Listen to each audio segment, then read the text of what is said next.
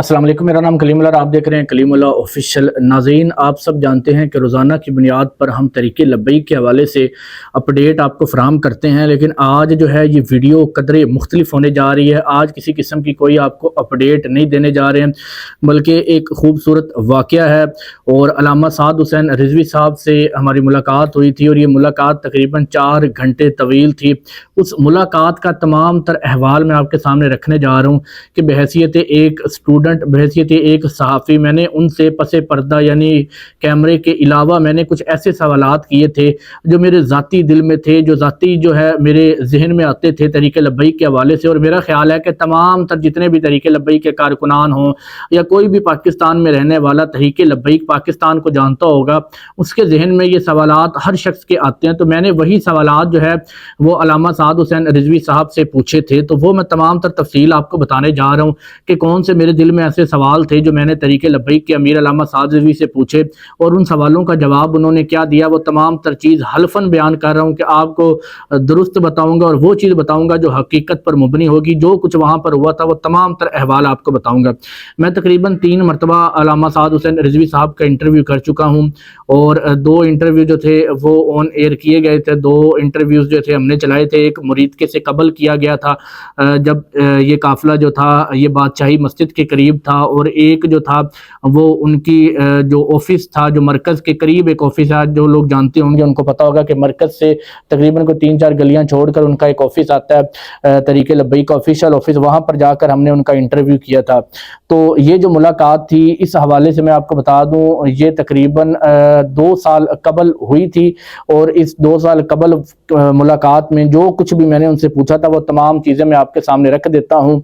اور سب سے پہلا جو سوال میں نے علامہ سعد رضوی صاحب سے پوچھا تھا وہ یہ تھا کہ علامہ سعد رضوی کیا اپنے والد کے نظریات سے تھوڑا مختلف ہیں؟ کیونکہ ہمیں ان کی طرز سیاست میں اور علامہ خادم حسین رضوی کی طرز سیاست میں ایک فرق نظر آتا ہے۔ مجھے یہ ذاتی طور پر فرق نظر آتا تھا کہ علامہ خادم حسین رضوی کا سیاست کرنے کا انداز اور طرح کا ہے، علامہ سعد رضوی صاحب کا انداز اور طرح کا ہے، اور کیا اس انداز میں نظریات میں بھی مخالفت ہو سکتی ہے؟ یعنی کہ ایک چیز علامہ خادم حسین رضوی اپنی زندگی میں چھوڑ کر گئے ہوں، منع کر کے گئے ہوں، لیکن مصلحت کے تحت کنڈیشن کے حساب سے اگر وہ چیز جو ہے وہ علامہ سعد رضوی کو اپنانی پڑ جائے تو کیا علامہ سعد رضوی اپنائیں گے؟ یہ میرا سوال تھا، جس پر علامہ سعد حسین رضوی صاحب نے کہا تھا کہ میری سیاست میں اختلاف ضرور ہو سکتا ہے، میرا طرز سیاست ہر شخص کی طبیعت مختلف ہوتی ہے، میری سیاست کا انداز میرے والد گرامی سے مختلف ہو سکتا ہے، میں ہو بہو ان کی کاپی نہیں ہو سکتا، مختلف ہو سکتا ہے، لیکن جو نظریات وہ ہمیں دے گئے تھے کہ ناموس رسالت پر کمپرومائز نہیں کرنا، ختم نبوت پر کمپرومائز نہیں کرنا، پاکستان میں اسلام کا نظام لے کر آنا ہے، جو اسلام کے دائرے کے اندر رہ کر انہوں نے نظریات دیے تھے ہمیں،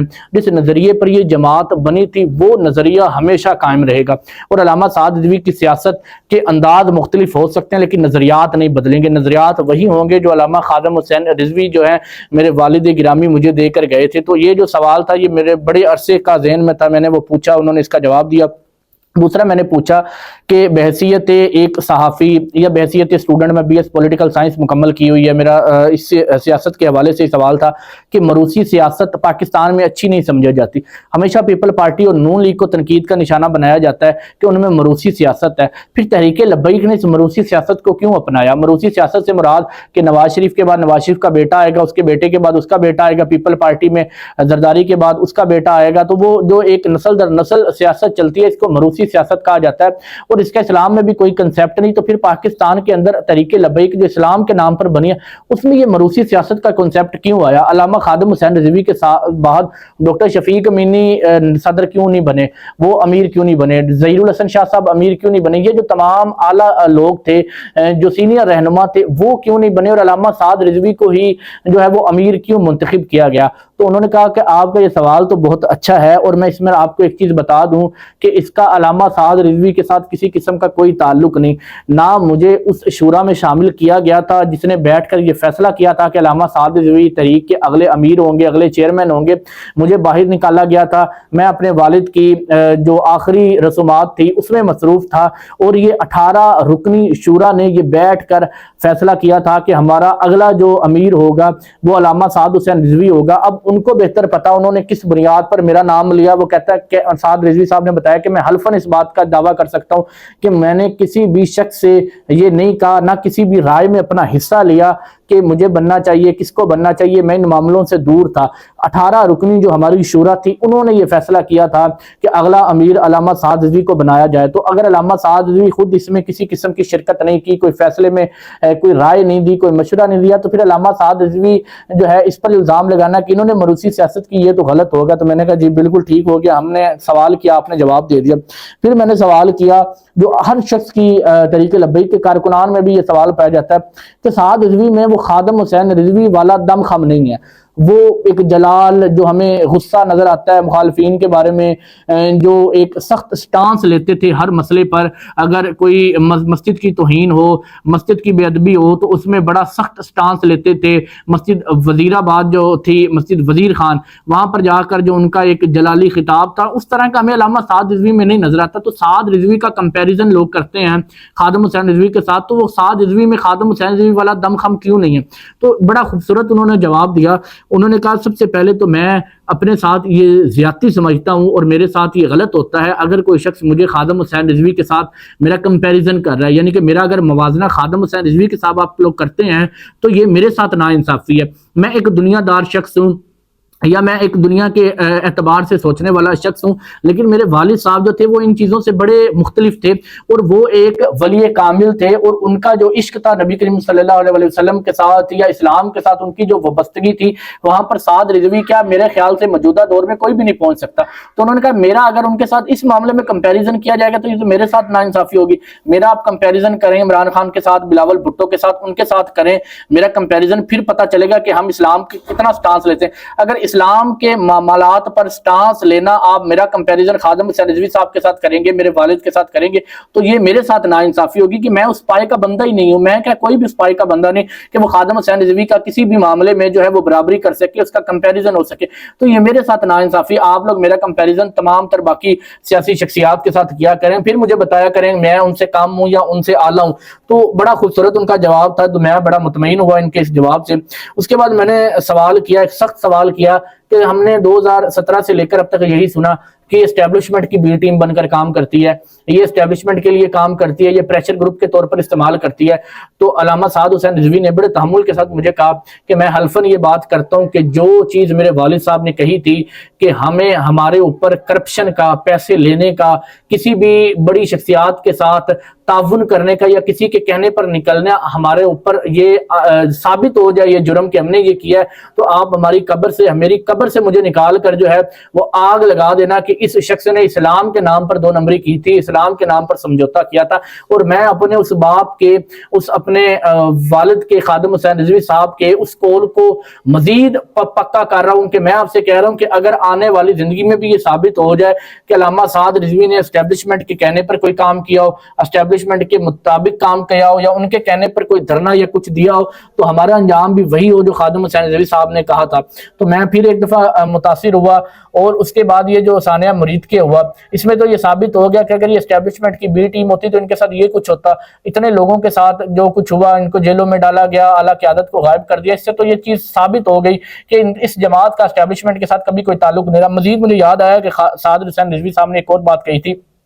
کہ اگر ہم اسٹیبلشمنٹ کی بی ٹیم ہوتے، اگر ہم پریشر گروپ کے طور پر استعمال ہوتے، تو ہم نے تو سب سے زیادہ بندے جو تھے وہ الیکشن میں کھڑے کیے تھے باقی جماعتوں سے، تو ہمارے بندے جو ہیں وہ نیشنل اسمبلی میں کیوں نہیں پہنچ سکے؟ اسٹیبلشمنٹ کو چاہیے تھا کہ ہمارے 10-12 بندے جتوا دیتے اور پھر جو بھی حکومت ہوتی اس کے اوپر پریشر کریٹ کرتے ہمارے ذریعے، لیکن ہمیں تو وہاں پر ایک سیٹ بھی نہیں ملتی۔ تو اس کا تو مطلب یہ ہے کہ ہمارا اگر اسٹیبلشمنٹ کے ساتھ کوئی تعلق ہوتا تو ان کے ساتھ ہماری بات چیت ہوتی تو ہمیں تو وہ سیٹیں مل جانی چاہیے تھی۔ تو میں بڑا متاثر ہوا ان کے اس جواب سے بھی۔ خیر، انہوں نے پھر ایک سوال کیا کہ آپ کے نزدیک تحریک لبیک کا مستقبل کیا ہوگا؟ ہم نے دیکھا 2018 میں دھاندلی ہوئی، 2024 میں دھاندلی ہوئی، اور یہ دھاندلی ہوتی رہے گی، تو پھر تو اس طرح سے تحریک لبیک کبھی ہمیں اوپر نہیں دکھائی دے گی، وہ کبھی ہمیں جو ہے وہ حکومت میں دکھائی نہیں دے گی، پھر تو وہ جو ایک خواب تھا نظام مصطفیٰ کا قیام وہ تو ہمیشہ ادھورا رہ جائے گا۔ اگر اسی طرح دھاندلی ہوتی رہے، اسی طرح چلتا رہا، تو تحریک لبیک جو ہے وہ تو کبھی اوپر نہیں آ پائے گی۔ تو انہوں نے کہا سب سے پہلی بات کہ علامہ سعد حسین رضوی صاحب نے کہا کہ ہماری جماعت کا مقصد نظام مصطفی ہے، پاکستان میں کوئی قانون اسلام کے خلاف بننے، اس کے خلاف آواز بلند کرنا ہمارا کام ہے، کوشش کرنا ہمارا کام ہے، جد و جہد کرنا۔ ہم بڑے پرامن لوگ ہیں، اگر جس طرح ہمارے ساتھ دھاندلی ہوتی ہے ہم نے بھی چاہتے تو ہم دھاندلی پر احتجاج کرتے، لیکن ہمارا مقصد اسلام ہے اور پاکستان میں امن کا قیام ہے اور ہم وہی کرتے ہیں۔ ہماری کوشش ہے اسلام کے لیے آواز بلند کرنا۔ اب کوئی اس پر لبیک کہتا ہے، کوئی اس کے خلاف بولتا ہے، تو یہ اس کا اور اس کے رب کا معاملہ ہے۔ ہمارا جو کام ہے وہ اسلام کے لیے آواز بلند کرنا ہے۔ انہوں نے کہا کہ مزید ہمیں یاد ہے کہ علامہ خادم حسین رضوی صاحب نے مجھے ایک مرتبہ کہا تھا کہ بیٹا یاد رکھنا ابھی تو اسلام کی شروعات ہے، یعنی کہ ابھی جماعت کی شروعات ہے پاکستان میں۔ نبی کریم صلی اللہ علیہ وسلم 13 سال مکے میں مشکل زندگی گزاری تھی تو ان کو مدینہ ملا تھا، تو ابھی ہمیں اور جد و جہد کرنی ہے۔ ایک وقت آئے گا جس طرح نبی کریم صلی اللہ علیہ وسلم کی 13 سال مکے میں مشکلات برداشت کرنے کے بعد اللہ تعالیٰ نے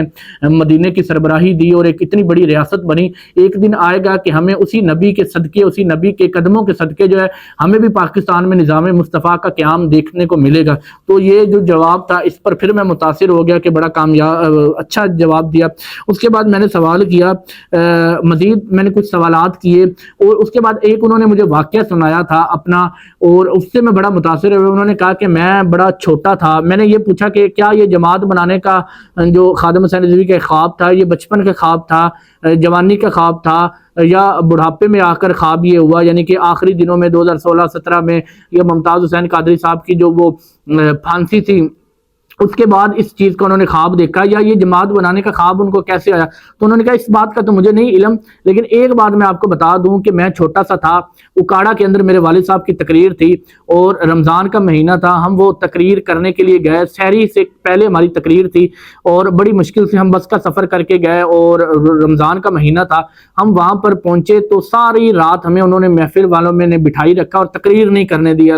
میرے والد صاحب کو، اور اینڈ پر سحری سے قبل صرف 10 منٹ اکاڑا میں انہوں نے تقریر کرنے کا موقع ملا اور میرے والد صاحب نے تقریر کی، اور اس کے بعد جو سحری تھی اس میں صرف انہوں نے ہمیں چند کھجوریں اور پانی دیا۔